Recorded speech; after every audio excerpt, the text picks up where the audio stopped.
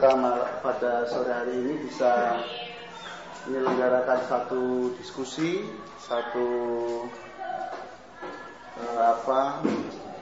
sebetulnya ini kalau dalam bahasa Jawa namanya babaran ya. Babaran artinya kita membaca manuskrip gitu ya, sehingga kita tidak hanya sekedar ini bukan interpretasi juga. Jadi ini kita semata-mata membacakan manuskrip, ya, ini tentang Samsu Tabarid. Samsu Tabarid ini adalah ini pernah menjadi buku untuk Universitas Negeri Gadjah Mada, Fakultas Sastra, Pedagogik dan Filsafat, dan juga untuk kursus bahasa BI Bahasa Jawi Yogyakarta tahun 1953. Oleh karena itu di sini nanti di dalam serat Samsu Tabarid ini nanti di belakang ada semacam glossary ya. Di halaman 10 ini ada glossary-nya.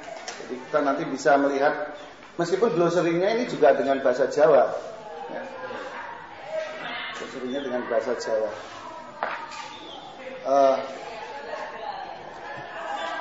Baik, rekan-rekan sekalian, naskah ini ditulis dalam bentuk suluk. Apa artinya suluk? Apa bedanya suluk, wirid, serat, babat? Enggak. Suluk adalah jadi kalau wirid Hidayat Jati misalnya, itu tentang falsafah, tentang teologi.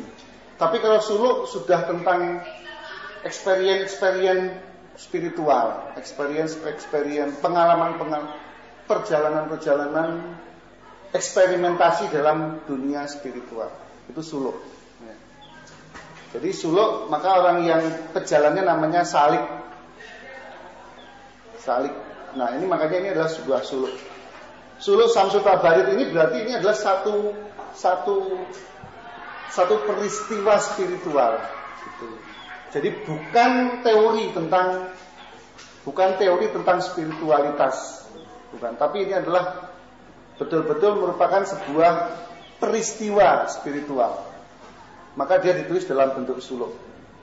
Suluk-suluk yang lain misalnya kalau tentang wirid, serat wirid Hidayat Jati, maka dia adalah teori tentang teologi, tentang esoterisme, tentang spiritualitas. Itu adalah serat wirid Hidayat Jati misalnya. Serat wirid apalagi itu banyak. Tapi kalau sudah suluk, ini adalah sebuah peristiwa spiritual. Misalnya suluk linglung Sunan Kalijaga, itu sebuah peristiwa spiritual di mana Sunan Kalijaga waktu itu betul-betul peristiwa spiritual. Itu maka disebut suluk linglung. Itu bedanya suluk dengan wirid. Kalau wirid teori. Wirid ada 8 wirid sebenarnya, dari mulai Hidayat Jati, wirid segala macam lah, nanti kita itu ada dalam Atasadur ada makna, itu tentang wirid-wirid itu. Ya, itu wirid. Nah, kalau suluk ini berarti dia adalah peristiwa spiritual. Baik.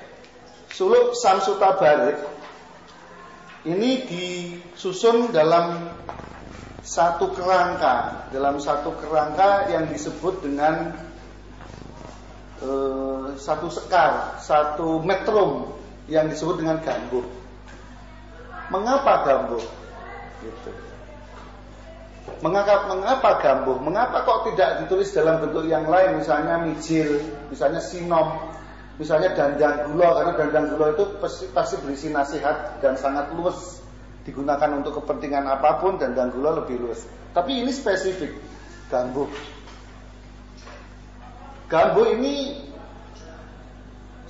adalah dianggit oleh Kanjeng Pangeran Natapraja di Kadilangu. Jadi kalau yang pernah sowan ziarah ke Sunan Kalijaga, nanti di kiri kanannya itu nanti ada Jeng Pangeran Natapraja 1, Jeng Pangeran Natapraja 2, banyak sekali Natapraja. Sampai Jeng Pangeran Natapraja yang pindah ke Jogja yang di dalam Nataprajan itu. Nah, Jeng Pangeran Natapraja, monggo. Silakan, Mbak. Ini bukunya. Silakan. Salam. Ya. Terus pundi, Mas? Alhamdulillah. Tak pikir di masjid. Nggih, Mas. Saya menyampaikan ini suluk sengaja nih kaosnya anu to Steladus gitu ya kan. Ono salipe kan ngono kuwi. Mengisinya di masjid. Jadi memang suluk ini sekali lagi Gambuh ini adalah berkaitan dengan Kanjeng Pangeran Natapraja, yaitu keturunan dari Sunan Kalijaga. Gambuh artinya jumbuh. Jumbuh artinya manunggal. Jumbuh artinya manunggal, unified, sebuah penunggalan. Sebuah penunggalan, bukan singularitas, bukan juga monoteistik dan panteistik, bukan juga. Ya, maaf ini bagi saya pendekatan manunggaling kawula Gusti dalam kacamatanya Zoetmulder kurang tepat, sehingga nanti buntutnya salah. Ya. Bahasan di tengahnya oke, kayaknya mirip, tapi buntutnya nanti konklusinya keliru. Ya. Karena dikait-kaitkan dengan panteisme dan monisme. Sementara Gambuh ini adalah jumbuh. Jumbuh itu garbo kalau dalam bahasa sastra. Maka saya sering kali bilang bahwa kalau mau membahas Jawa itu ya dengan kepujanggaan Jawa dulu. Jangan dianalisis pakai pisau analisis meminjam tetangga, ya tetangga Inggris, tetangga Belanda, tetangga mana gereja. Kok jangan. Kita analisis dulu pakai bagaimana bahasa ini monggo. Bagaimana bahasa ini dimaksudkan oleh leluhur kita.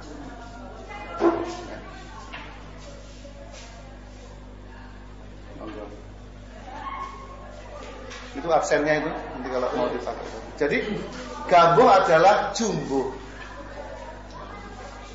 Jumbuh ini jangan salah, jumbuh ini adalah satu peristiwa spiritual, ya, satu peristiwa rohani.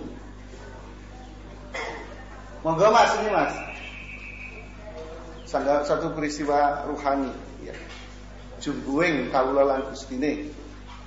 Jumbuh ini.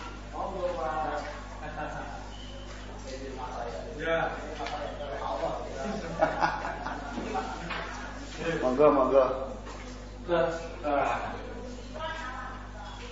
Wah, ini saya yang keliru. Oh iya, Mas. Terus pundi, Pak? Alhamdulillah. Mas, begitu gede jamlah, monggo mari nugel nek anu. Oke. Rapusa anu. Nggih. Rapusa anu napa? Gadagana. Nggih.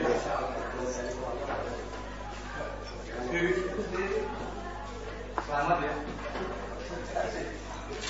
Iya ya, Pak Manten ini istrinya nggak dibawa ya.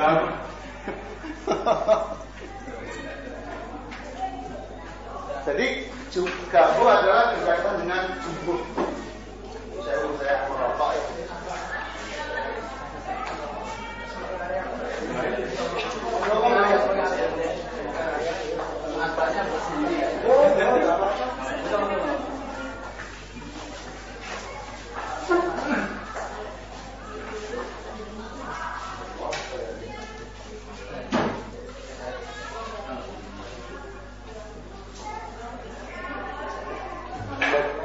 Jadi saya ulang sebentar bahwa sebelum kita lanjutkan suluk napa to bedanya apa to bedanya suluk dengan yang lain, dengan serat, dengan wirid, dengan babat.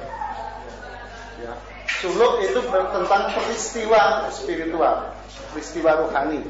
Sedangkan wirid itu teori tentang, misalnya wirid Hidayat Jati itu teori tentang perjalanan rohani, teori tentang spiritualitas, teori tentang esoterisme. Itu adalah wirid. Ya. Tapi kalau suluk dia menceritakan peristiwa spiritual. Jadi suluk Samsu Tabarid ini bercerita tentang sebuah peristiwa spiritual. Gitu. Sebuah peristiwa spiritual ini suluk. Baik. Terus kemudian di metrum yang digunakan dalam suluk ini adalah gambuh. Gambuh itu artinya jumbuh, artinya menyatu. Bukan singularitas, juga bukan pluralitas. Bukan singularitas, juga bukan dualitas, tapi dia jumbuh. Ya. Saya ingin sejak awal serat ini dipahami sebagaimana seharusnya dalam bahasa Jawa, ya, dalam bahasa Kawi. Karena kalau menyebut Kawi berarti kita menyebut artinya menyebut Nusantara. Bukan hanya sekedar bahasa etnis Jawa, bukan, tapi bahasa Kawi. Maka jumbuh ataupun gambuh ini kalau dalam 11 metrum mocopat di dalam di Nusantara, dia adalah yang ke 10. Jadi jamon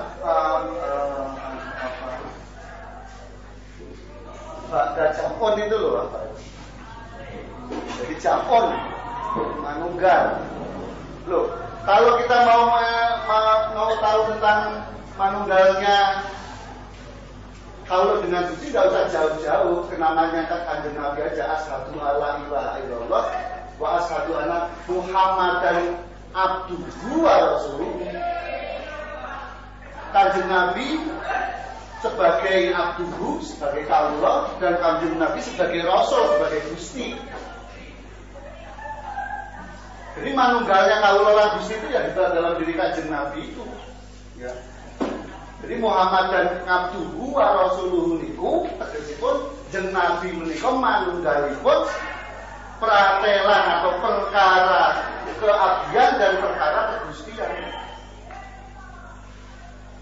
Itu contohnya di Kanjeng Nabi. Kalau jenengan mau tahu bagaimana japon utawi gambulipun atau jumbuhnya antara kalau dengan usia kepada Kanjeng Nabi itu. Jadi kalau dalam bahasa Jawa asyhadu alla ilaha illallah wa asyhadu anna Muhammadan abduhu wa rasuluh itu diartikan begini, Muhammad nang Kanjeng Nabi Muhammad iku nggih kawula nggih Gusti. Jadi nggih kawula nggih Gusti pun. Monggo.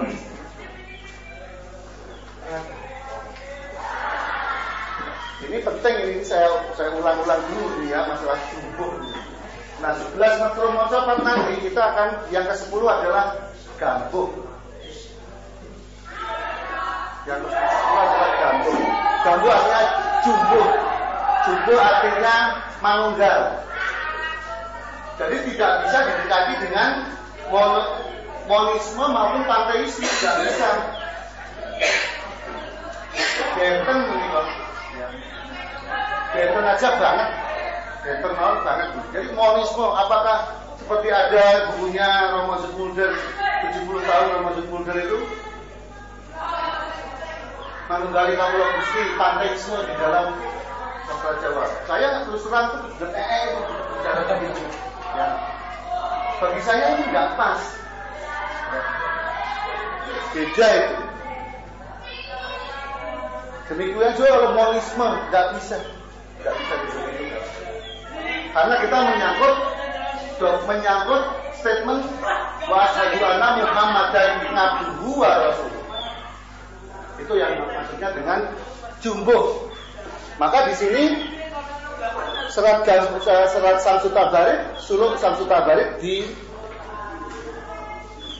dijelaskan dalam bentuk metrum gambuh. Metrum gambuh ini yang menciptakan adalah Gusti Kanjeng Pangeran Natapraja dari Kadilangu. Jadi berkisar tahunnya 1600-an, 1600-an. Dalam boten Kadilangu. Kadilangu itu Selatan Demak. Kadilangu itu lah 1, 2, 3, 4 banyak sekali. Apa namanya Natapraja itu. Tapi Kanjeng Pangeran Natapraja yang pertama itu anak turunnya Kanjeng Sunan Kalijogo. Itu adalah yang menulis metrum utawi sekar gambuh. Baik. Kita mulai membaca bait yang pertama, membaca bait dalam bahasa namanya podo. podo. Ya, bukan pupuh. Ini namanya suluk ini satu pupuh karena ditulis dalam semuanya di dalam sekar gambuh. Namanya ini satu pupuh. Ya, maka kita bait yang pertama namanya podo ingkang sepisan. Monggo Mas, monggo. Mas ada air putih nggak Mas? Oh iya, ada.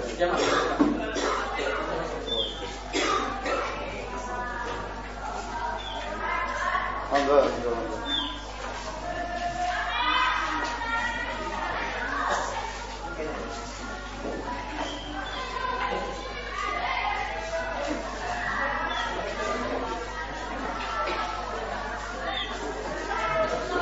Kayaknya menjadi perlu ya pakai generasi ya. Karena bising. Mau pulang. Apa? Lagi mau pulang. Oh iya. Biasanya ini nembang. Gitu Mas. Tes.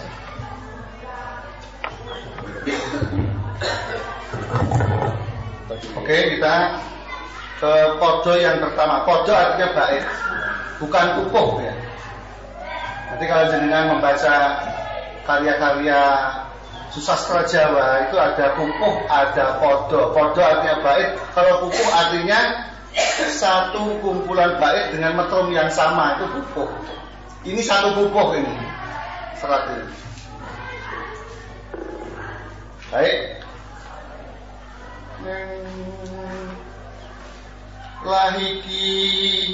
Lahiki kocah ingsun wonten cari taning wali kutub. Jadi wali kutub ini saking Jawi nama Syekh Samsutabarid. Dari Jawi sekali lagi. Kalau kita itu tak bacakan ya. Langkung wanter tekatipun tur karamate kinaos.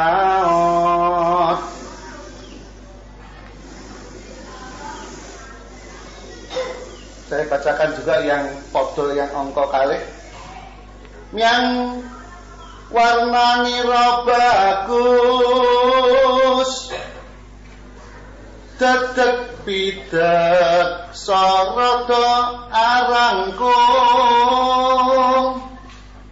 alono mring arep mindo rarjalit samilan umur 3 taun sarwi wawuda kemawon.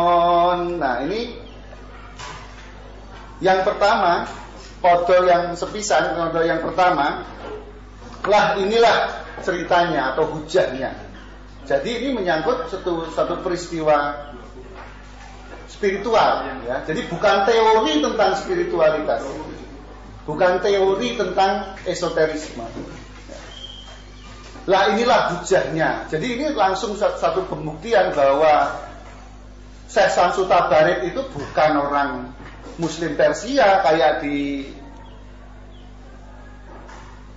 internet ya. Wah, ini piye iki? Escape ya. Atau no ya. Nah ini dia. Digambarkan di internet sebagai Muslim Persia katanya.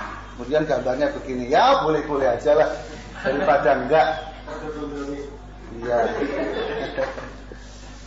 Jadi adalah satu cerita bahwa ada seorang wali kutub.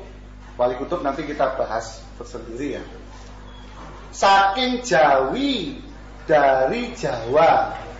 Kalau kita menyebut Jawa dalam serat maupun suluk bukan etnis Jawa tetapi Nusantara.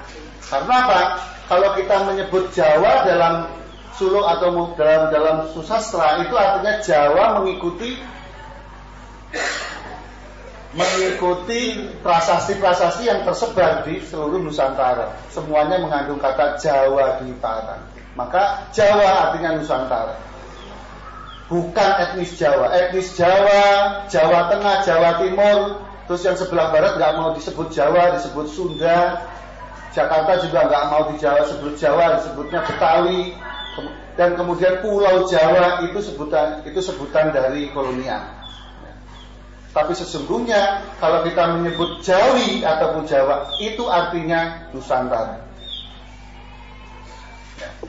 Terus kemudian berikutnya lagi, maka kalau kita jadi wajar kalau kemudian guru-guru agama sejak zaman dahulu untuk umat Islam seluruh dunia adalah orang Nusantara. Misalnya Syekh Yusuf Al-Makassari Al-Jawi, Syekh Yasin Al-Fadani Al-Jawi, Syekh Anu bla bla bla bla Al-Falimbani Al-Jawi, Syekh Imam Nawawi Al-Bantani Al-Jawi, gitu. Imam Anu Al-Jampesi Al-Jawi, Al-Termasi Al-Jawi, begitu terus.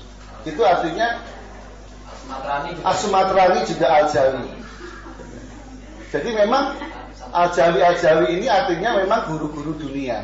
Ya.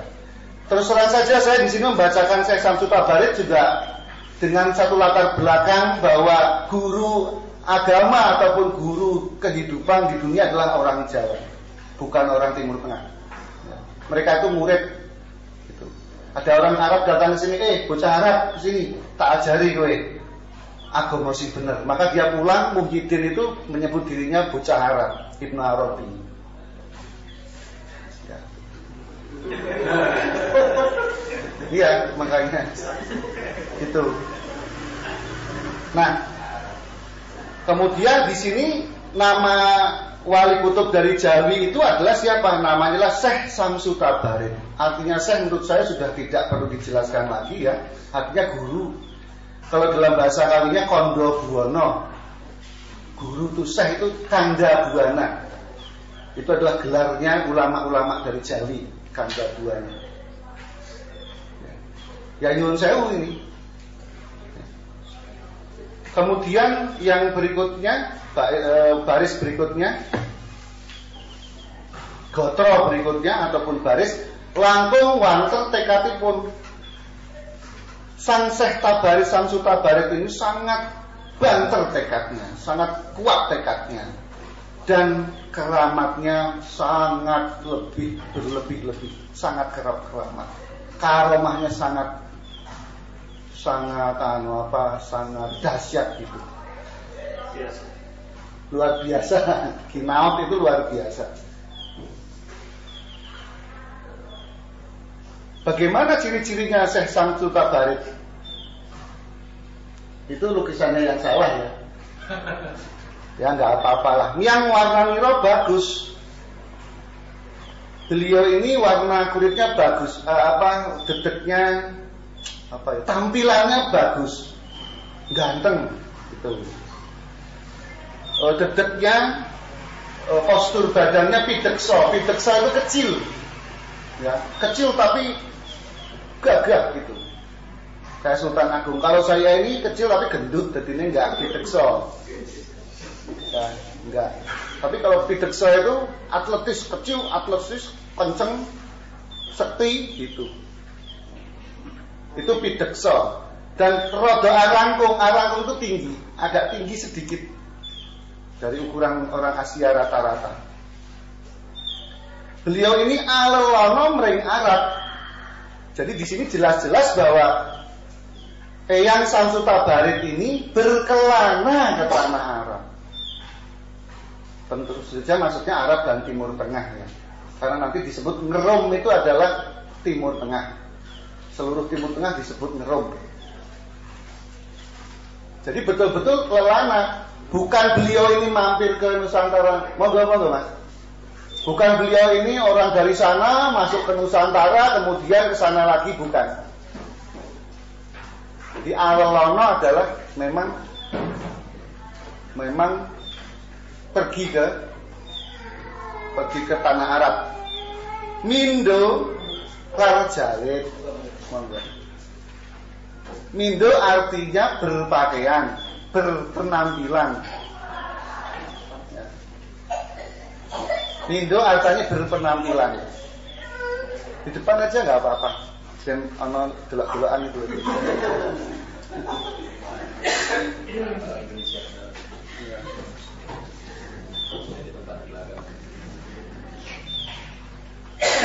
Jadi Syekh Syamsul Tabarit ini berkelana mering Arab mindo rarjalid, seperti seorang kawula alit. Rarjalid itu dari ora arjo wong alit. Jadi gini kirata basa, artinya orang yang tidak berpenampilan mewah, tidak berpenampilan tidak berpenampilan keren. Rarjalid itu ora arjo alit. Sudah kecil, berpenampilan seperti orang kecil dan orang arjo, dan tidak berharga penampilannya itu. Apalah bahasa Indonesianya itu susah dari. Ya, kelihatannya kayak enggak berharga, kayak orang tidak berharga. Tarjalid. Kalau orang sekarang enggak berani begini, ya toh? Orang sekarang kan mesti menempelkan dirinya pada institusi. Ya toh, orang modern itu begitu. Wong Yasir aja ditanya dari mana, jadi Masjid Sudirman. Gitu. Anda dari mana? HMI. Gitu. Jadi nggak berani orang sekarang itu. Maka dia sini disebut Samilan umur 3 tahun. Beliau ini di sana selama 3 tahun di tanah Ngerum itu. Sarwi wawudo kemawon. Jadi Syekh Syamsul Tabarit berkelana ke tanah Arab dengan telanjang. Baik itu telanjang jiwa maupun telanjang fisiknya. Ya. Mbak-mbak yang berjilbab silakan dibayangkan telanjangnya bagaimana. Ya.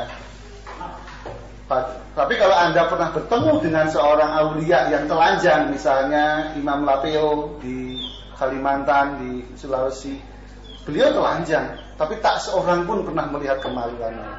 Ya. Ini memang sudah janjinya Allah untuk melindungi auratnya. Nah, kira-kira Eyang Syamsul Tabarit seperti itu. Kemudian ada juga cerita misalnya Eyang Gusti Purbo. Monggo bos. Eyang Gusti Purbo yang di Taman Makam Pahlawan Kusumanegara itu, yang sebelah timur nanti ada gambar Semar itu adalah Gusti Purbo. Itu juga Gusti Purbo juga kemana-mana telanjang. Kalau Gusti Surya Mentara masih pakai celana, tapi nggak pakai baju, ya. Masih. Kalau saya pakai baju, ya. Cuma konon ceritanya pernah berjalan Jogja cuma pakai cawat aja. Nggak apa-apa ini maksudnya Syekh Syamsul terbirit-birit kalau saya. Bukan Syekh Syamsul Tabarit. Ini beliau. Jadi ini Syekh Syamsul Tabarit. Pertanyaannya sekarang,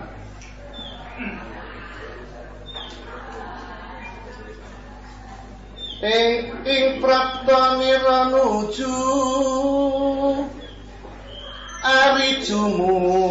ari jungah pepak para kaum yang ulama lebih modin merbot ketit pepak para saleh jambur neng Masjidil Karom kono. Jadi Syekh Syamsul Tabarit betul-betul ke Masjidil Haram, ya. Jadi di sana semua lengkap. Karena pada hari Jumat, maka ada para ulama, ada lebih, ya, ada modin, ada merbot, ada ketik. Kalau dulu di Jawa sebenarnya masih banyak, ya. Kalau merbot itu sekarang sudah tinggal menjadi perabot saja. Monggo Mas. Wah, tenanan ini.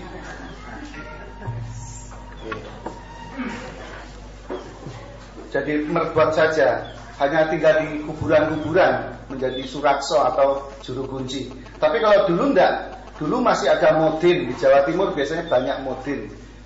Ya. Kalau ada lagi, kalau lebih biasanya di Lombok itu ada lebay kalau di Sumatera. Ya. Jadi kemudian ulama, kalau ketip, misalnya Kiai Haji Ahmad Dahlan itu ketip anom. Ya. Jadi ketip, khotib. Jadi di sini jadinya ketip bahasa Jawa. Ya.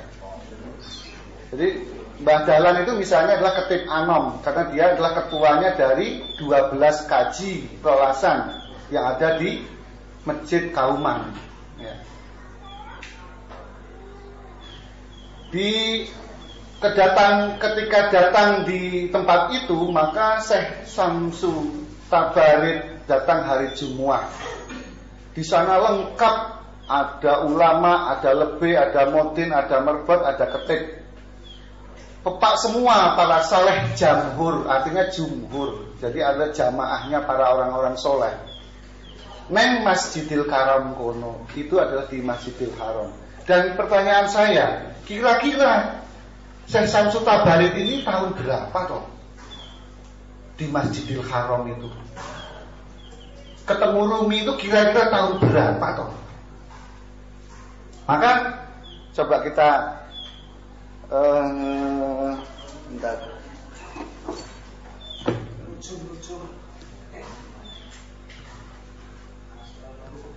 Iya, bentar, itu di apa namanya?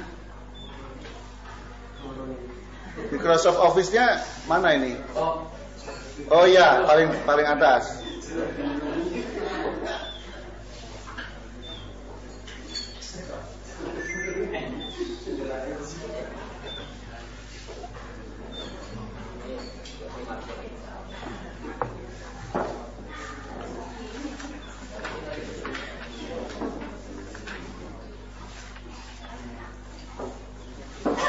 Kita lihat.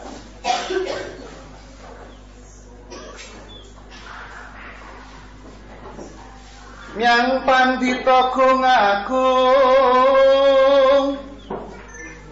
miwah mulana Amir Ajirum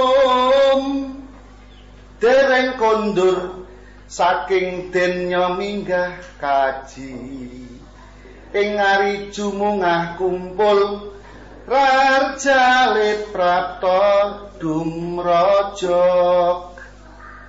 Jadi sang Syekh Samsu Tabarid yang dari Nusantara ini mendatangi Maulana Amir Ajirum atau dengan kata lain Maulana Rumi, Jalaluddin Rumi.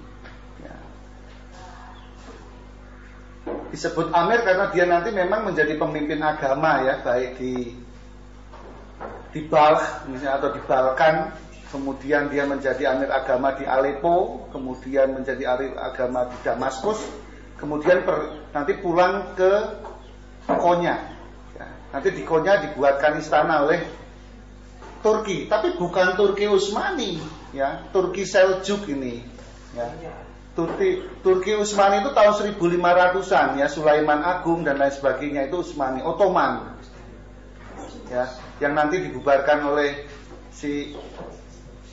siapa itu orang Turki itu? Itu siapa? Mustafa Kemal Atatürk itu ya. 1924. Tapi kalau tahun-tahunnya Rumi ini adalah Turki Seljuk, yaitu sebelum runtuhnya Baghdad. Ya, sebelum runtuhnya Baghdad. Nah, Pandita Agung ini adalah namanya Maulana Amir Ajirum. Ya. Dereng kondur waktu itu beliau belum pulang dari munggah kaji, maka ketemunya di Masjidil Haram. Ya. Anda baca aja lah sejarahnya Rumi ketika berangkat ke haji ke Mekah. Ya. Dan ini di hari Jumat ini kumpul semua. Kemudian Rarjalit Prapta Dumrajak. Dumrajak itu tanpa salam, tanpa uluk gitu apa? Gitu saja apa? Tiba-tiba nyelonong, iya. Ujuk-ujuk nyelonong. Gitu. Rarjalit itu yang tadi maksudnya Syekh Samsuddin, Syekh Samsu Tabarid.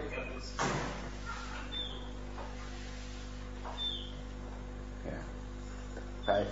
Maka si orang telanjang itu datang tiba-tiba nyelonong saja.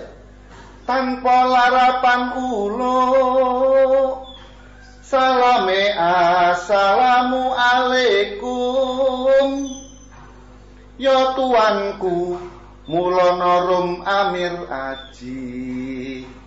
Lan para jumngah sadarum nulya anjawab gumurah. Ya ngalekum salamu. He rarjalip lungguh sireku lajeng lenggah ing ngersane amir aji ngandika amir aji rum he para jumngah sapa wruh. Tak teruskan dulu. Rawe kang darpe sunu para jumngah sedaya umatur duh pukulun datan wonten kang udani sudarmeng rare puniku ing arep mriki tantumon. Nah, tanpa uluk salam tiba-tiba si Rarjalid tadi itu Samsu Tabarid uluk salam dia. Begitu masuk dulu baru dia salam kepada siapa? Kepada Rumi. Assalamualaikum wahai tuanku Maulana Rum Amir Aji. Dan wahai para jamaah sekalian, begitu jumngah itu jamaah, sadarum itu semuanya. Oleh karena itu maka berjawablah seluruhnya bergemuruh. Ya, waalaikumsalam, wahai orang Rarjalid, wahai orang kecil, wahai orang tak berharga, duduk kamu. Itu dibentak oleh orang-orang semuanya. Di depan Maulana Rumi kamu bilang seperti itu, telanjang bulat, enggak sopan, duduk kamu. Kemudian si Samsu Tabarid yang hanya telanjang ini kemudian duduk tepat di depan Maulana Rumi. Sang Maulana kemudian berkata, wahai para jamaah sekalian, siapa yang tahu orang ini? Ini loh orang yang seperti anak-anak ini. Sunu itu anak-anak. Ya. Para jemaah sekalian kemudian berkomentar kepada Sayyidina Maulana Rumi. Wahai tuanku, datang wonten kang udani, tidak ada yang tahu siapa ini orang tak berharga ini, sompang-samping, telanjang, rambutnya awul-awulan. Sudah mengrari puniko, siapa orang itu sebetulnya, identitasnya? Tidak ada yang tahu. Ini saya tekankan yang paling bawah. Ing Arab ngeriki tantumon. Orang seperti ini di Arab tidak ada. Sekali lagi, orang seperti ini nih di Arab nggak ada. Orang seperti Syekh Samsu Tabarid itu di Arab orang tumon, tidak biasa, nggak ada orang jenis begini. Oh ceklok. Mulanya tak ulang-ulang pintelu gitu. Dados menika senes priyayi Arab. Bukan orang Arab. Inggih prayoginipun tuan dangu pribadi puniku asalipun rare saking ing pundi ngandika Amir Ajirum tole ingsun tetakon. Maka sebaiknya Anda tanya saja si orang tidak berharga itu, asalipun orang itu dari mana, maka bertanyalah Maulana Rumi. Hei Tole, aku bertanya kepadamu. Tole maksudnya wahai anak kecil, aku bertanya kepadamu. Gitu. Ya, jadi Maulana atau Syekh Syamsul Tabarik datang ke sana seperti anak-anak telanjang. Gitu. Maka ditanya oleh Tole, wahai anak kecil, aku bertanya kepadamu. Ngendi pinangkamu dene tanpa larapan praptamu rare matur. Maka anak kecil itu matur, ya tuanku Amir Aji, dereng purun jarwa ulun purwane ing praptani ngong. Dari mana asalmu wahai anak kecil, dan juga mengapa datangmu itu tiba-tiba saja, tidak ada yang tahu engkau datang dari mana, dari arah mana, dari pintu yang enggak, dari jendela juga enggak, tiba-tiba engkau hadir di depanku.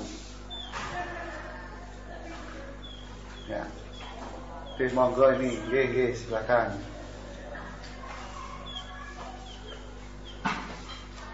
Maka kemudian anak kecil itu berkata, atau Syekh Syamsul Tabarik berkata, wahai tuanku Amir Aji, wahai Maulana Rumi,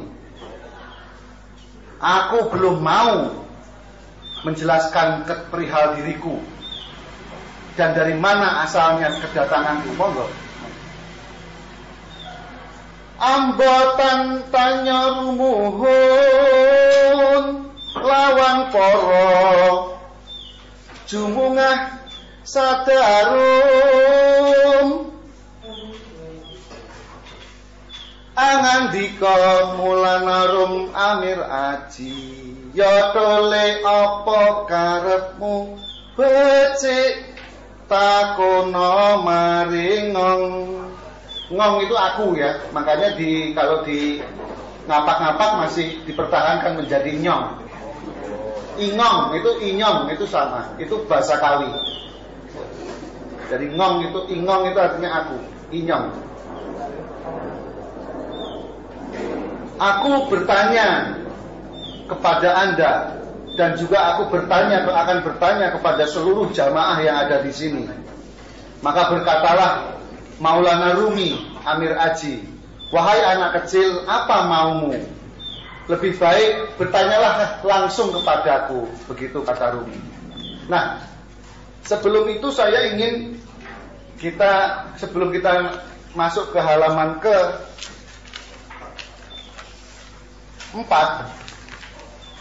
di sini Rumi itu hidup antara 1207 sampai, kelihatan ya, sampai 1273. Ya, sedangkan di sini Syamsul Tabarik itu kalau di dalam catatan itu 1885 sampai 1185 sampai 1248. Kemudian Eyang Ibnu Arabi, bocah Arab kayak mau, gitu.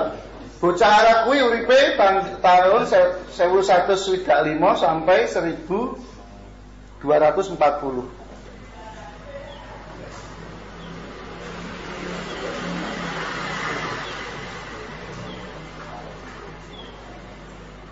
Ini Rumi, gitu. Ini Tabarid. Yang Tabarid, yang bawah yang Ibnu Arabi, yang di bawah itu bocah Arab. Jadi Anda lihat sekarang di sini tahunnya yang sangat penting ya. Jadi yang Syamsul Tabarid itu tahun 1885, sementara Rumi itu lahirnya saja sudah 1207. Berarti sudah sudah lebih tua yang Tabarid sekitar ya 21 tahun. Ya. Maka kemudian di sini Rumi dikatakan seperti itu. Bisa Anda bayangkan yang Syamsu Tabarid waktu itu membo-membo kalau dalam bahasa Arab, ya. Menyamar dalam bahasa Inggris. Ya, menyamar menjadi anak umur 3 tahun. Gitu. Maka sama juga dengan yang di Eropa, bocah Arab namanya Muhyiddin. Ini Muhyiddin ini tahun 1165 sampai 1240. Jadi dia bahkan lebih tua dari yang Syamsu Tabarid. Bagaimana dengan di Indonesia? Ini yang penting. Kalau kita lihat misalnya mereka dewasa umur 20 tahun saja, misalnya Rumi dewasanya tahun 17 tahun, kira-kira tahun 1210 ya. Tak tulis di sebelahnya. 1210, bawahnya ini 17 tahunnya kira-kira ya wes 1200 ya. Tahun 1200. Di bawahnya lagi Ibnu Arabi ya tahun 1180.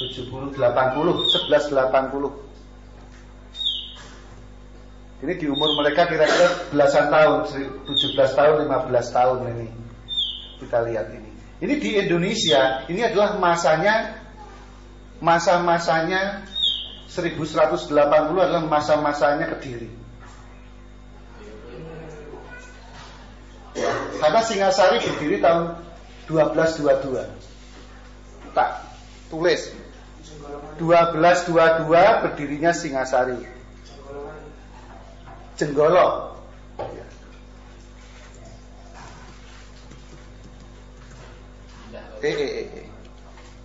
Wah, sebenarnya tutup gaptek ya, nggak apa-apa ya.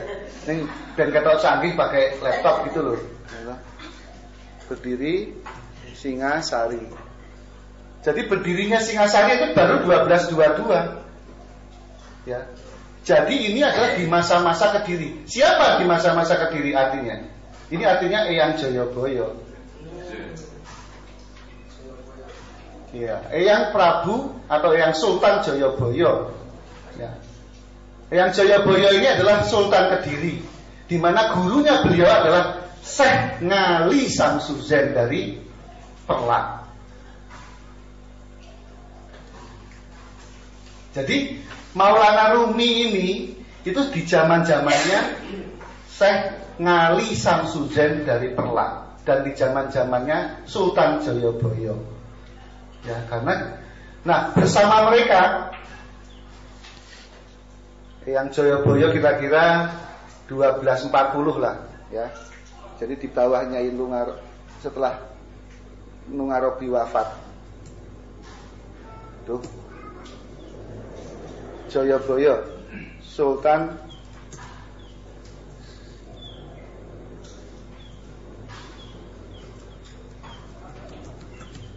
di sini nanti ada Syekh Ngali Samsuzen.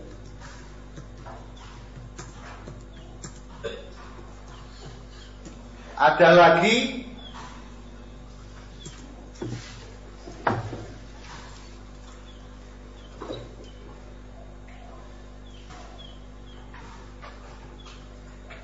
ada oh ya tak dulu ya.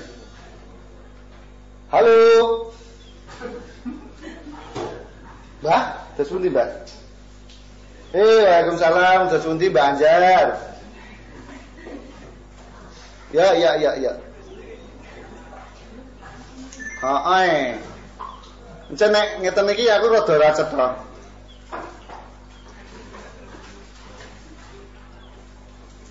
Coba tak SMS ya. Aku duwe nomere. Tak SMS ya. Wah, jarene kono. Wah, kok ora cetha? Kayak ngomong ngene iki kok cetha. Mesti ora cetha ya. Nanti di sini ada lagi Syekh Ngali Samsuzen, ada lagi Syekh Wasil Al-Maki. Makamnya ada di Sentono Gedong. Syekh Ngali Samsuzen juga makamnya ada di Kediri. Kemudian nanti ada 3 lagi 3 wali tambak ya.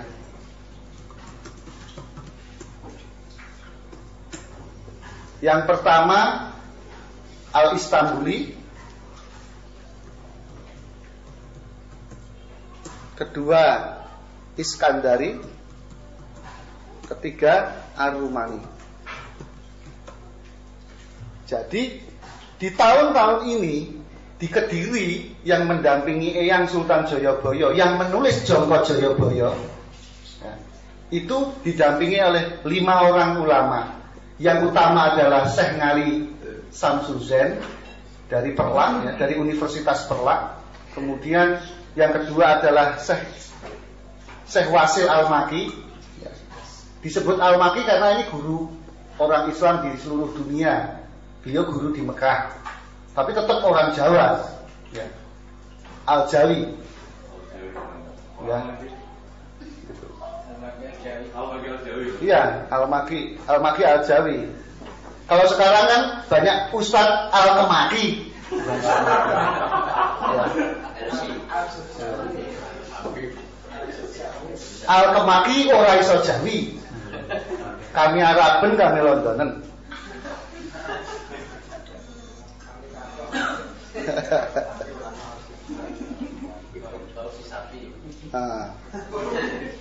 Oh iya.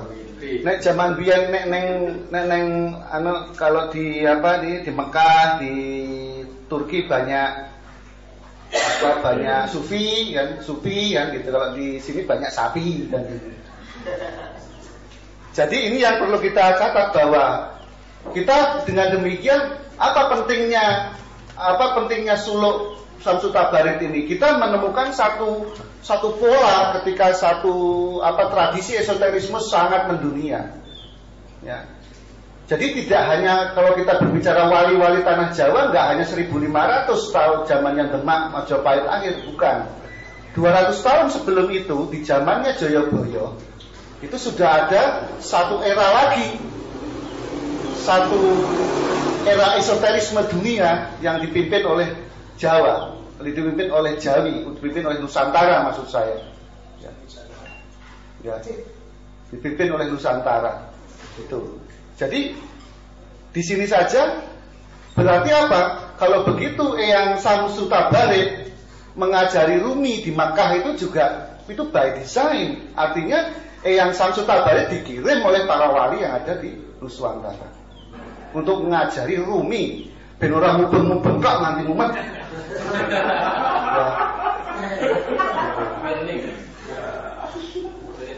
Iki nek krungu Najiyah Jimartian iso nesu-nesu dhewe. Finding Rumi ya. Jadi baru healing apa itu healing atau whirling atau apalah itu pokoknya bangsa eling. Iya. Modal ya wes. Ya. Jadi di sini. Mengapa kita kok perlu mengatakan hal seperti ini? Ya. Mengapa Syekh Syamsu Tabarid sampai dikirim oleh para wali tanah Jawi di era itu? Itu sampai harus memperingatkan Rumi. Atau juga sampai harus ngajari Muhyiddin kuwi ben dadi bocah Arab sing bener. Karena apa? Karena memang catatan Sokufai tahun 1187. Sebetulnya saya ada ini di save dulu ya. Wah, ini kecanggihan ya ora mudeng aku. Syamsu.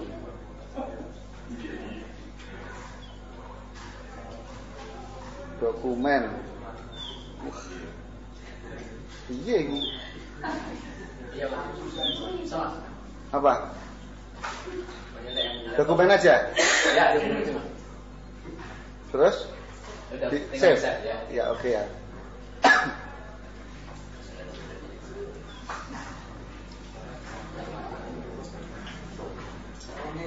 Waduh, iya ini. Dari tadi Mas yang ini. Ya.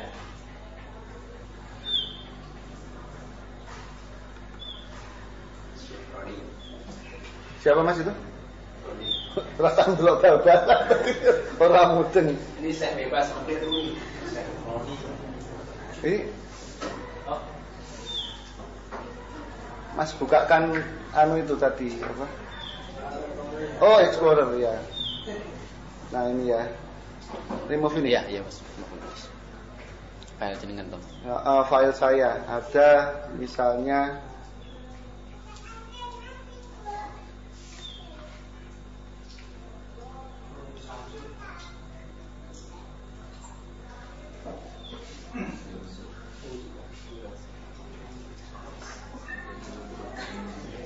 gambarnya sangar-sangar loh. Ini anjing saya ini. Biar jenengan tahu ini. Nah, namanya Google. Guguk perempuan namanya Google. Ini setia ini anjingnya. Saya ingin menunjukkan sejarah. Jadi anda harus hati-hati sama saya. Udah punya anjing, ininya Steladus ya toh. Terus ngelak-ngelak Arab gitu, Anda harus curiga sama saya. Hati-hati. Ini bisa penyusup saya ini dari Vatikan. Iya saya mau menyusup karena Vatikannya aja udah Islam ya. Bentar. Belum. Bentar. Di folder atau di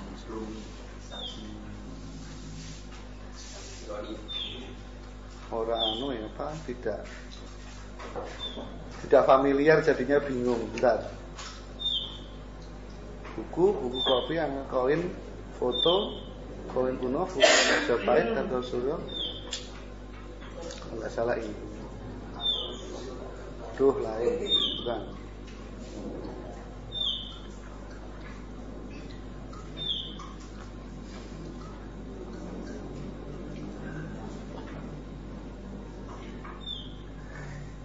saya itu ada file foto-foto itu.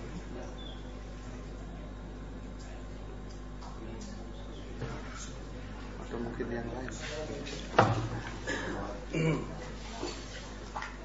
Dua bisa. Bisa. Panjenengan yang ini saya tak tuliskan ini. Ya, monggo. Tolong ya. Jadi kalau kita lihat Rumi, sebetulnya kita berhadapan dengan dalam masa-masanya Jayabaya. Jadi yang Samsu Tabarid juga ini adalah masa-masanya di zaman Jayabaya. Tahun 1187, catatan Cina menyatakan begini tentang negeri-negeri paling makmur di dunia. Itu ada 3 negeri. Satu adalah Aceh, kalau dulu namanya Tace. Yang kedua adalah Sribuja Islam atau disebut dengan Sriwijaya, dan yang ketiga adalah Jawa atau Kediri, Copo. Arab dan Cina tidak ada apa-apanya. Ya. Jadi tiga negeri ini semuanya di Nusantara. Ya. Jadi kalau ada cerita kok Sunan Gunung Jati datang munduk-munduk sama Hongki, kekaisaran Ming di Cina itu ketemu pirang perkara. Cheng Ho datang ke sini jadi juragan, sampai-sampai ada yang bilang, oh kita ini dulu pernah dijajah Cina, dijajah Cheng Ho, ketemu pirang perkara. Cheng Ho itu bisa kualit cengeleng, kualat itu dia kalau ke sini kok seperti itu. Cheng Ho sebelum masuk ke Canggu Majapahit, dia harus dapat izin dari Syekh Al-Musawi dari Tuban. Ya. Jadi Syah Bandar Tuban namanya adalah Al-Musawi, Syed Musawi atau Syed Musawa kalau dalam teks Jawa. Makanya si goblok itu, si siapa itu, tukang tulisnya Belanda itu tahun siapa itu, Prangdianantatur, maaf sekali meskipun dia tulisannya bagus tapi jelek dalam menganalisis sejarah. Dia bilang Musawa artinya ular sawah. Mau belajar dulu, dibangunkan aja dari makamnya itu ya, sudah belajar di sini. Iya. Paling nggak ada yang pernah nggak ada yang pernah ziarah ke sana. Bangunkan aja. Syekh Musawa ini adalah Tuban.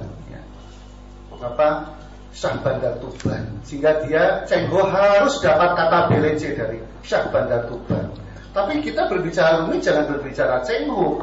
Plotnya masih terlalu jauh, 150 tahun. Cengho tahun 1390-an atau 1400. Satu Cengho terakhir itu 1409. Jadi bentangan waktunya masih terlalu jauh. Kita harus mundur lagi ke atas lagi. Cengho itu masa tengah Majapahit. Kita harus ke Singosari, bahkan ke sebelum Singosari, yaitu ke Kediri. Aduh. Nah.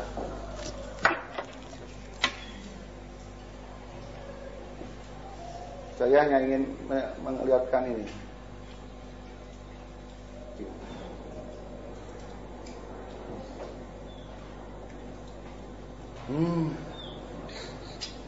Jangan, malah bingung aku. Bukan.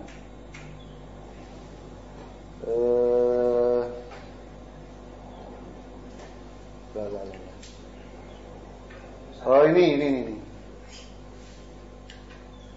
Kufai mana itu? Bawah mas, nomor 15. Ini. Jadi saya ingin menunjukkan ini tahun 1178 malah 87 terbalik saya.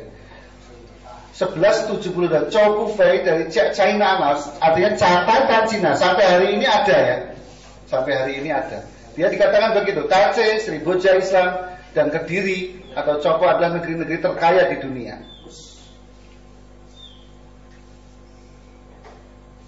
Coba Anda lihat, Nusantara itu di sentrum dunia. Dan ini satu-satunya negeri perairan di seluruh dunia. Nggak ada lagi selain Nusantara. Gitu. Jadi kita ini memang sejak dulu ini guru dunia. Guru agama, guru Islam, bukan dari kontinental. Kontinental itu benua, ya, salah satunya Konstantinopel. Bukan dari benua, bukan dari Timur Tengah. Guru-guru dunia adalah dari Jawa. Tahun 1100 sebelum kita berbicara tentang Syekh Syamsul Tabarid, tahun 1100 adalah zamannya Imam Ghazali. Gurunya Imam Ghazali adalah Syekh Al-Permadi Al-Jali. Ya, Nusantara. Jadi kalau kita sekarang kemudian kok jadi kami harapan, itu perlu dipertanyakan. Baik, kita tadi ada tambahan angka tahun. Yang itu tadi itu loh Mas, yang mana yang itu? Buat, Mas. Yang buat tadi ya Mas ya? Ya, Word. Ya. Jadi itu ada tambahan itu. Jadi 1100 saja gurunya Imam Ghazali adalah sudah orang Jawa. Ya, oke. Oke, ya. Yang paling atas ini. Jadi tahun 1100 Imam Ghazali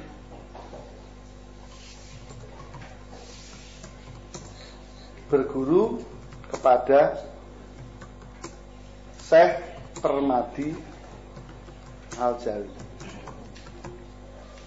Ini ada dalam kitab-kitab klasik di pondok-pondok pondok-pondok tradisional. Anda jangan berharap ada di pondok-pondok modern ataupun di sekolah itu apa? Boarding school. Jangan mau. Yang Islam terpadu. Iya. Ada lagi Islam tukang padu. IT terpadu terus. Enggak tahu. Nah, di sini saja sudah kita lihat angka tahunnya 1100 kita bertemu dengan Syekh Permadi Al-Jawi, gurunya Imam Ghazali, dan Ahmad Al-Ghazali, adiknya. Kemudian kita tahun 1200 kita bertemu dengan Rumi, dan kita bertemu dengan gurunya yaitu Syekh Syamsul Tabarid. Dan di Jawa waktu itu adalah yang Sultan Jayabaya, Syekh Ngali Samsudzai, Wali Istanbuli, Wali Iskandari, dan Wali Ar-Rumi. Itu juga ada di Kediri. Dan di sana di tahun-tahun ini dikatakan oleh Chokufei bahwa ini adalah negeri terkaya di dunia. Maksud saya apa? Membaca sejarah, membaca suluk, membaca teks, membaca manuskrip, kita harus punya background sejarahnya, historisitasnya, sehingga nggak asal-asalan menyebut musyrik, nggak asal-asalan menyebut Jawa ki ngaya-wara. Kita harus tahu historisitasnya, kita harus tahu background sejarahnya.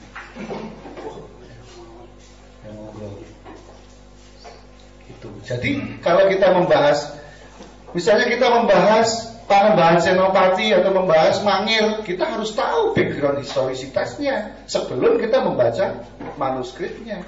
Jangan terbalik, gitu. Nggak membaca manuskripnya, nggak membaca suluknya, langsung mengarani langsung memvonis musyrik Jawa itu. Tunjukkan mana bait berapa, baris berapa. Ini yang menurut saya yang penting untuk dilakukan. Kecuali kalau memang mau begegek ora ubah gitu ya, monggo kan gitu. Saya teruskan ke podo nomor 11. Apa kang adiluhung apa dene masalah ilmu ingkang eka miwah ingkang gaib rajalit alon umatur gampil yen tuan wosaku. Di sini bisa katakan malah Maulana Rum Amir Aji bertanya, kalau kamu mau apa maksudmu wahai anak kecil, lebih baik bertanyalah kepadaku. Kemudian Maulana Rumi melanjutkan, apa yang adiluhum, apalagi masalah ilmu, yang eka itu maksudnya yang tunggal, maupun yang gaib. Kemudian anak kecil itu menjawab, gampil kalau Tuhan sudah sanggup menerima penjelasannya maksudnya. Dene patanyan ulun gaibing Allah lan malihipun gaibing Muhammad punika kang pundi mesem ngandika Amirum bajang yen sira tanruh. Maka pertanyaan si Rajalid atau Syekh Samsu Tabarid, apa gaibnya Allah dan juga apa malihipun. Malih itu konsekuensinya. Gaibing Muhammad itu juga yang mana? Maka dengan tersenyum Maulana Rumi menjawab, wahai anak kecil, bajang itu anak buto ya, karena dia nggak karu-karuan dandannya disebut bajang, anak buto. Kalau engkau belum tahu, gaibing Allah iku pan Muhammad, de Muhammad iku pan Muhammad iku. Ing gaibe pan iya Allah sayati iku yen sirar saweruh rare gumujeng tur nyalon. Gaibnya Allah itu dan Muhammad itu di dalam gaibnya ya Allah juga, Allah yang sesungguhnya. Itu kalau kamu ingin tahu. Maka Rajalid itu kemudian tertawa dan menyeletuk, ya Tuan mulonorum lawan para jumungah sadarum panjawabe Muhammad gaibing widi kaaken menapa niku Muhammad dening yang manon. Wahai Tuan Maulana Rumi, dan juga para jamaah sekalian, maukah kamu kuberi jawaban bahwa Muhammad adalah gaibnya Allah yang memberi ridho? Widi adalah asma Allah dalam bahasa Kawi yang artinya yang memberi ridho. Ya, jadi kalau ada orang bilang Sang Hyang Widi, kita harusnya malah seneng, karena itu ar-ridho artinya. Iya. Akan menoponiku. Nah, di aku sebagai apa itu Muhammad oleh Yang Manon. Yang Manon artinya yang maha melihat. Ya. Yang moho melihat Yang Manon. Makanya kalau di Jawa Barat ada kota Manon Jaya, artinya Allah Jaya itu. Ya. Manon Jaya, karena Sang Hyang Manon. Kalau kita tidak mengerti bagaimana bahasa Kawi dan bahasa Sanskrit menulis asma Allah yang Asmaul Husna itu, ya kita makanya hati-hati, jangan waton jeplak. Ya. Cangkem karo laci meh padha. Ora nganggo pikir.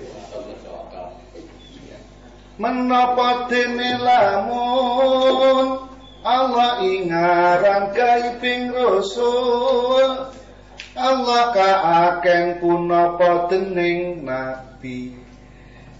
Tole ingsun tangrungu kaya ujarmu mangkono. Apalagi jika Allah disebut sebagai gaibnya Rasul, karena Allah al-mursil, Rasul yang diutus. Ya, Rasul itu utusan, tindakannya arsala, tindakannya rosala. Tapi Gusti Allahnya itu mursil, maka dia disebut sebagai gaibing Rasul. Kemudian Allah dianggap sebagai apa kalau di dalam kenabian? Ditanya Maulana Rumi oleh Syekh Samsu Tabarid, maka Maulana Rumi bilang, tole ingsun tangrungu, aku belum pernah mendengar penjelasan seperti itu. Seperti ujarmu itu, seperti keteranganmu itu, aku belum pernah mendengar. Tole, ya wong Arab, goblok. Mulane rumah rat Arab.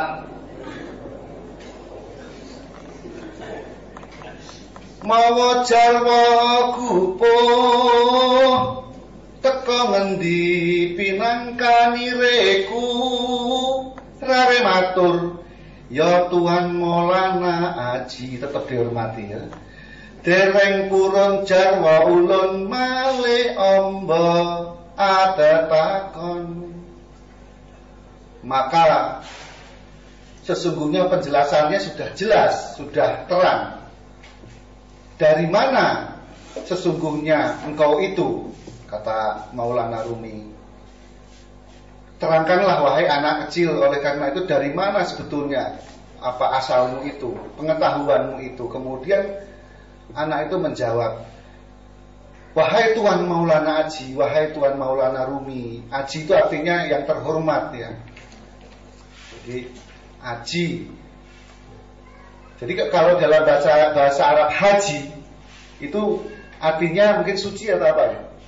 Saya juga nggak tahu. Tapi haji dalam bahasa Jawa, bahasa Kawi maupun Kawi muda maupun Kawi tua atau maupun Jawa kuno artinya yang terhormat.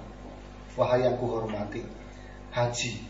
Jangan salah kalau nanti jangan membaca Negara Kertagama, membaca Uttarakanda, Anda akan memanggil, misalnya Prapanca akan memanggil bilang, wahai Aji Sotasoma. Misalnya Prapanca akan matur sama Hayamuro, yang Sultan Hayamuro, duh Sang Aji, duh Ji.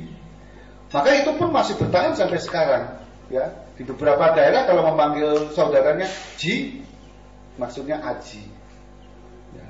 Ataupun itu sudah pernah naik haji. Iya.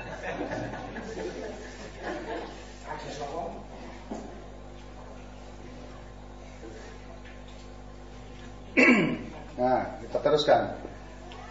Jadi Sang Maulana Rumi belum tahu ini apa ini, dan engkau dari mana pengetahuan itu seperti apa. Inilah rupanya mengapa kemudian Eyang Jayabaya, kemudian yang Syekh Samsuzen ya, Syekh Ngali Samsuzen, dan juga kemudian wali-wali tanah Jawi di masa-masa Eyang Jayabaya penting untuk mengutus Syekh Samsu Tabarit kepada Maulana Rumi, ya toh.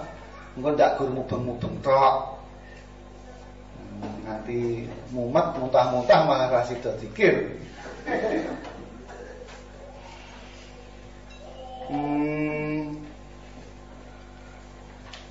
Ngandika Maulana Rum, saya lompati. Saha para saleh para jamhur, iya to lesun salat jumuah iki, tuwin salat 5 wektu tan liyan nembah yang manon. Kemudian bertanya, menjelaskan Maulana Rumi.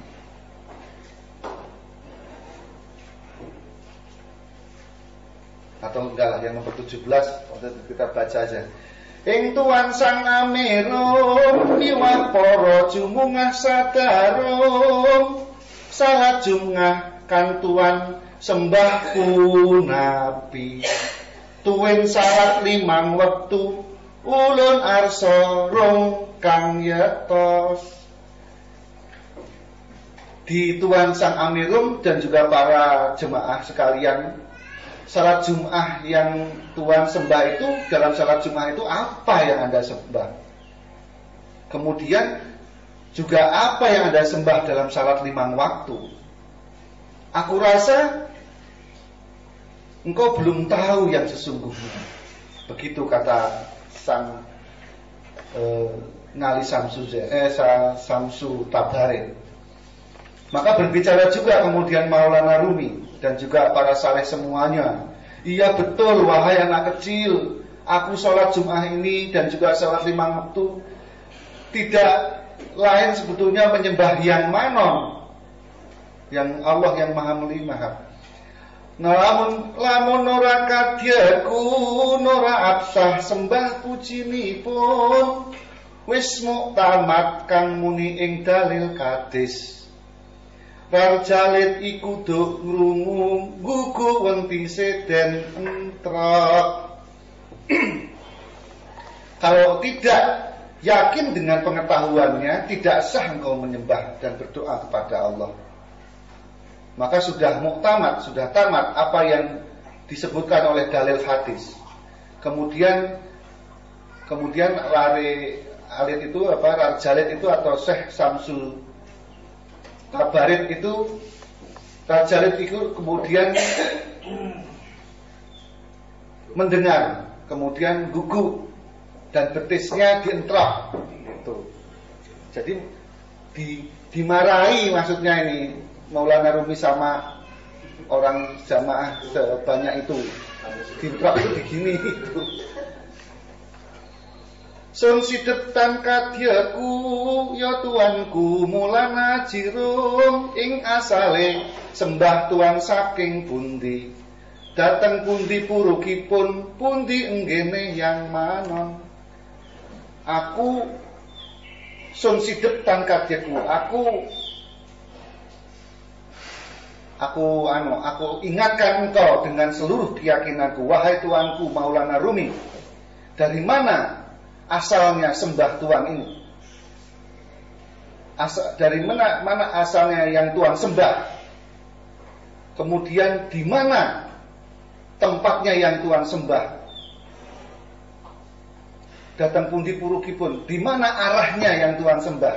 Kemudian pundi nggene yang manon, di mana tempatnya sang Hyang Manon?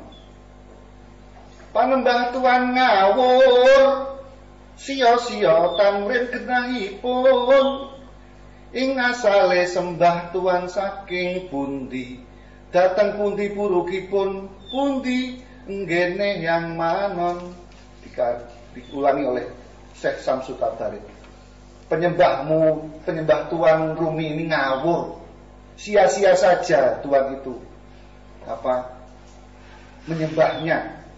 Asalnya sembah Tuhan juga dari mana asalnya yang Tuhan sembah? Di mana arahnya yang Tuhan sembah? Dan di mana tempatnya yang Tuhan sembah? Delek Amir Ajirum. Delek-delek itu gini loh apa ya? Duh, iya iki. Lenger-lenger, tenger-tenger. Padha mawon basa Jawa niki. Saya delek-delek itu apa, Mas? Tercenung gitu. Stres gede. Mas? Stres gede. Nah, oke. Kalau bahasa Inggrisnya kira-kira kuwur. Maulana Haji Rum tercenung dibentak oleh Syekh Samsu Tabarin. Para jemaah juga paling untuk telinga saling lihat kiri kanannya. Ya. Denyo kaluhuran sabda lan rajalit. Kemudian dengan penuh luhur bersabdalah sang Syekh Samsu Tabarin. Dangu-dangu mojar sang Rum, yodole ingsun tanweruh. Kemudian Syekh Samsu Tabarin mengajarkan berbagai hal. Kemudian akhirnya makin lama berkatalah sang Maulana Rumi, wahai anak, ya betul aku tak tahu apa-apa tentang itu semua. Enggone yang agung lan paraning sembahing suntan roh miwah witing sembahing suntan udani mangkirare iku muwus yo tuan kurum sang katong. Dan tempatnya yang agung dan arahnya sembah aku tidak tahu wahai anak kecil. Dan juga bagaimana memulai sembah aku juga tidak tahu.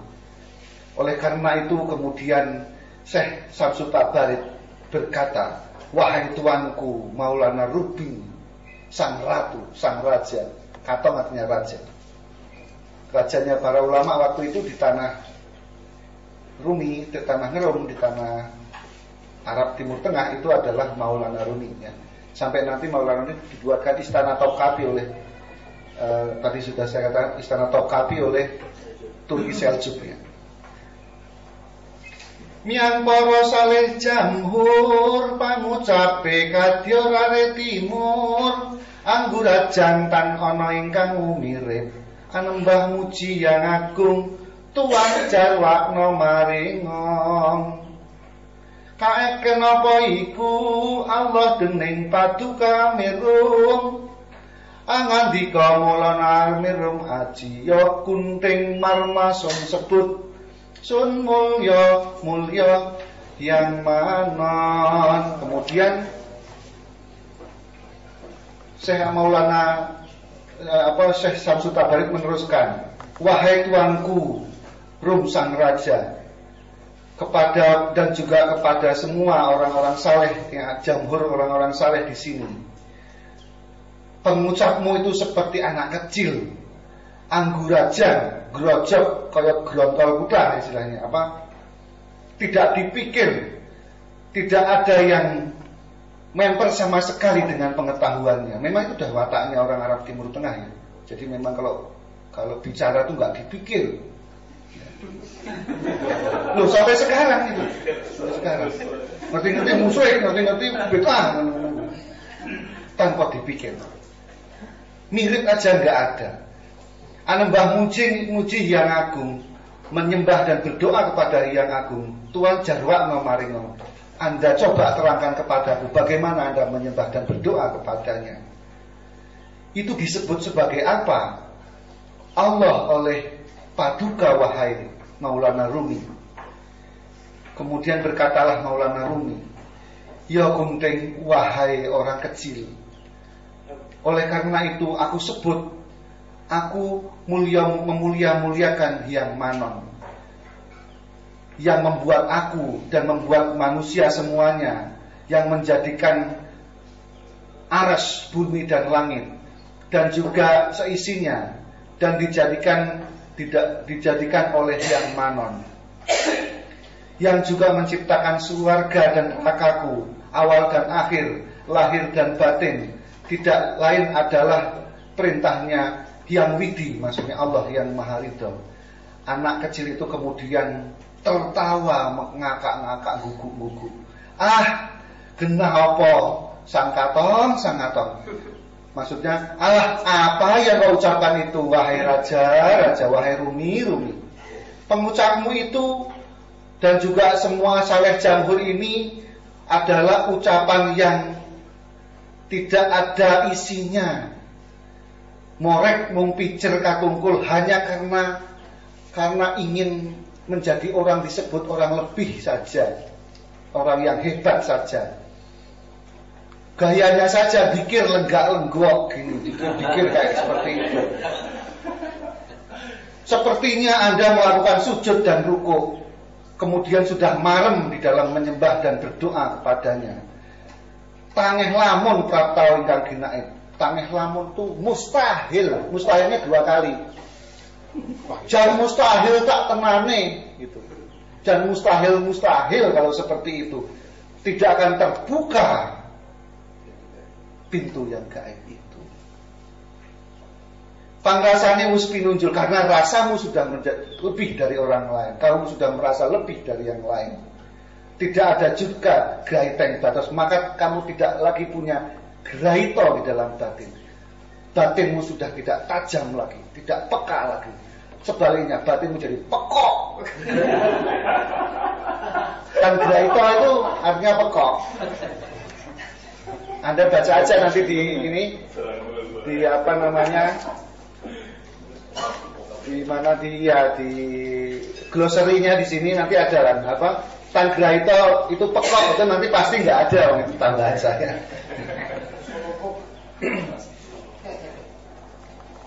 Hei Maulana Haji Rum, wahai engkau Rumi dan juga semua jamaahnya. Rari-rari kewolo pasti udah nih. Anak kecil saja di negeriku pasti sudah tahu masalah ini. Itu. Di negeriku sudah tahu. Mulanya ini tak ajari. Nera mudeng-mudeng tak uyui. Kang koyo jamu iku. Wahai anak kecil saja sudah tahu apa yang kau katakan seperti kau katakan itu. Semua itu ya pasti ciptaannya yang mana? Masa ciptaan yang lain? Ini bukan perkara itu yang ditanya oleh Syekh Samsu Tabarid.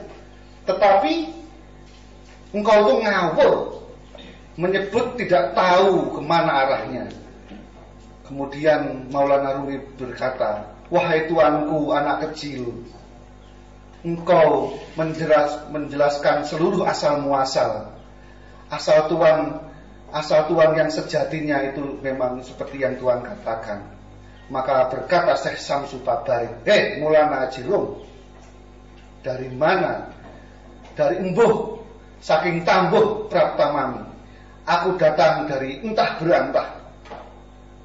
Tidak tahu dari mana. Engkau enggak bakalan ngerti. Kabeh kadadian durung kang dadi dihin pun pan ingong. Semua kejadian belum lagi yang menjadi awal mula daripada diriku sendiri. Itu. Jadi embuh saking tambuh Praptamami. Jadi datangku dari negeri yang embuh. Ya. Ya. Ingkang gaibul guyub. Wah iki. Wis gaib isih guyub meneh.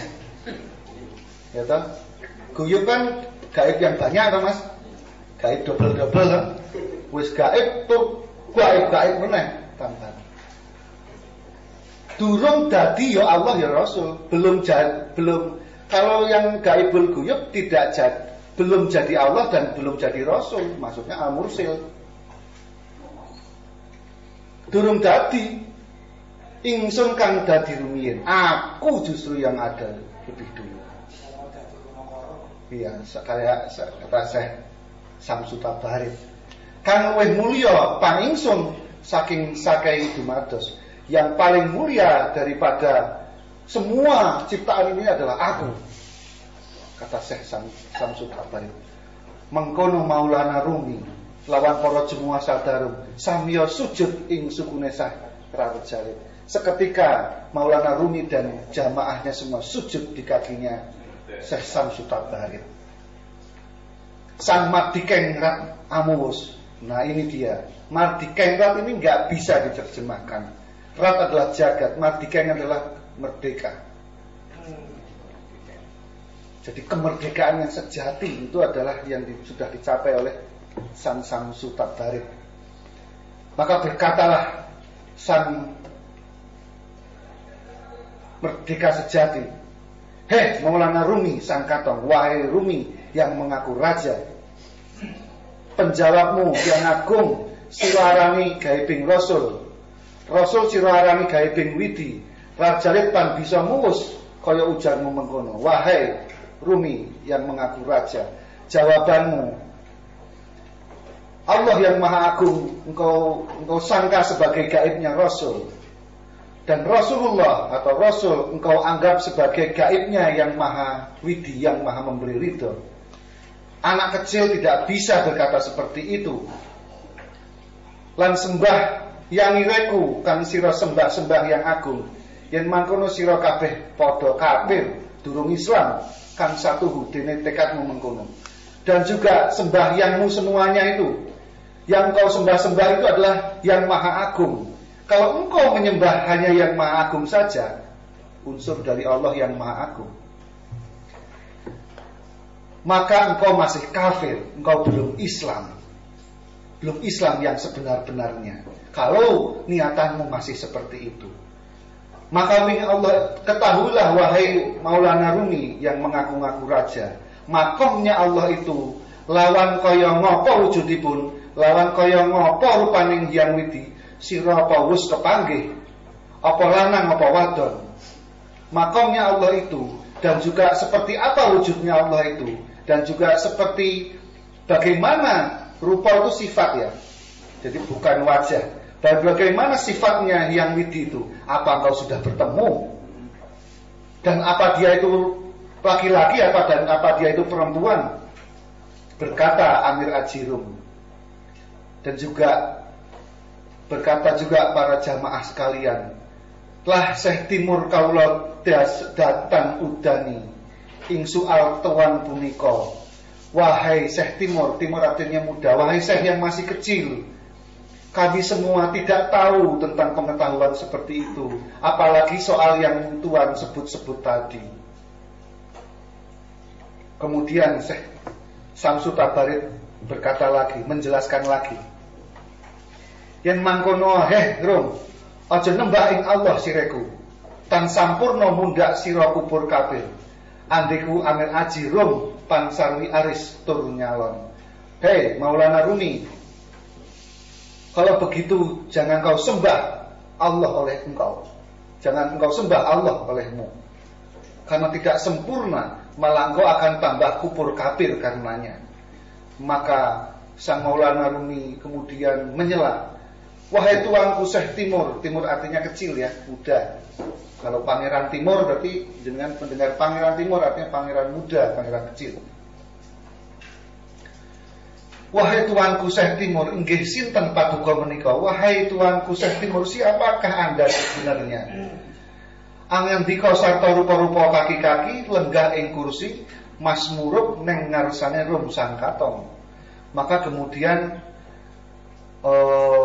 berkatalah dan berubahlah wajahnya Syekh Samsu Tabarik menyerupai kakek-kakek. Kemudian duduk di singgasananya Rumi, dan kemudian berkata dia di depan Rumi, kursi keramat itu sami gawok kang miat sadarum, panggonane sedaya pan sami langking, pamuse ming Amir Rumi. Kemudian kursi keramat itu menjadi ya di halaman gawok itu ada nanti artinya.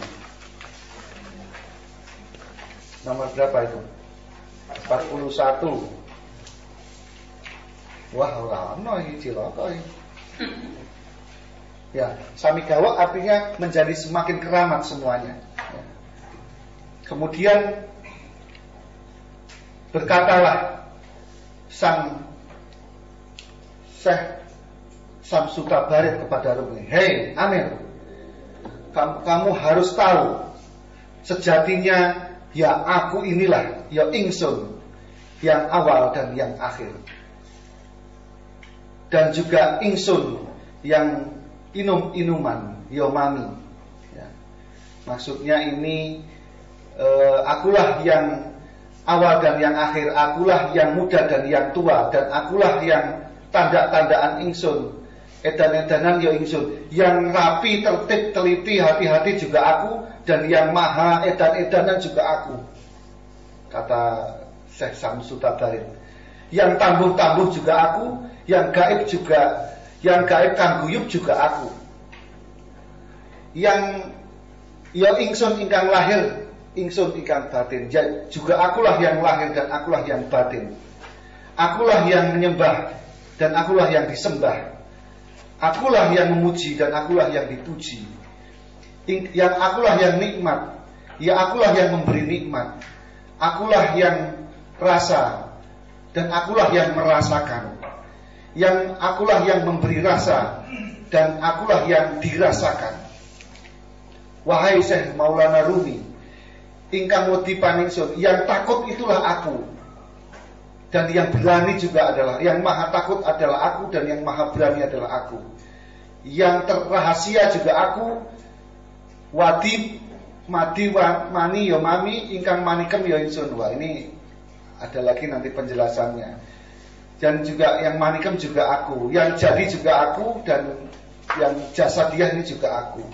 Yang muda juga aku, yang tua juga aku, yang lanang, yang laki-laki juga aku, yang perempuan juga aku, yang kaya juga aku, yang miskin juga aku, yang ratu juga aku, yang kawula wadya bolo dupa maksudnya, kawula alit, rakyat kecil juga aku, yang banyak ya aku, yang sedikit juga aku, yang dua juga aku, yang satu juga aku, yang berjalan juga aku, yang berhenti juga aku, yang gemuruh ya aku,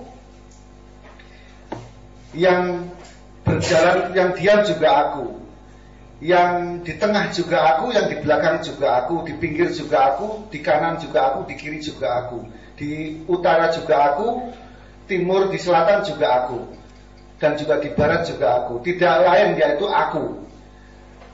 Yang roh kalam nukat gaib juga aku. Nah ini nanti ini ada penjelasan sendiri.